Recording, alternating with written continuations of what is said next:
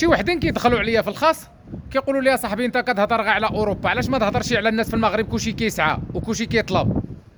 خويا انا بغيت نسولك اخويا المغربي، حنا في المغرب عارفين بان الناس كيطلبوا في المغرب وكيسعوا في المغرب، ولكن ماشي الرجال والنساء كيسعوا.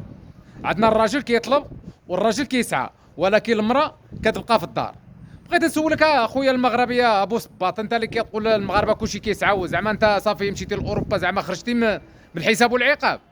واش الناس في اوروبا راه ما كيسعاوش؟ ملي كتطلعوا ولادكم من المغرب وكتشبر له رقه الزوجه ديالك ولا رقه ولادك وكتمشي كديهم للدوله وكيعطيو لك المعاونه الكرا، شنو هذيك لله وفي سبيل الله صدقه؟ هذيك ماشي طلبه.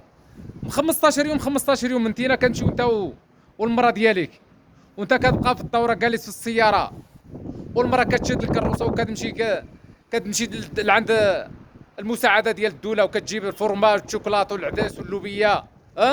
شنو هذيك الكومبرات 15 يوم ولا كومبرات شهر؟ شنو هذيك ماشي السعايه؟ هذيك ماشي الطلبه؟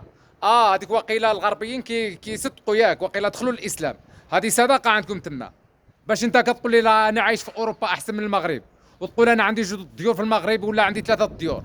الشريف راه انت بيديك كطلب تما وبيديك كتسعى تما، ولا ما كنتش كتسعى تما قسما بالرب العلي العظيم لا ترجع لبلادك. واوروبا شكون فيها ما كيسعاش؟ هو بنادم اللي عنده الحرفه في يدو، واللي عنده الصنعه، واللي عنده المشاريع. ولكن اغلبهم الناس تما كلشي كيطلب عمي ديالي وكلشي كيسعى. واللي عجبته هاد الهضره هادي تعجبو، اللي ما بغاش يتعجبو ينطح راسو مع الحيط.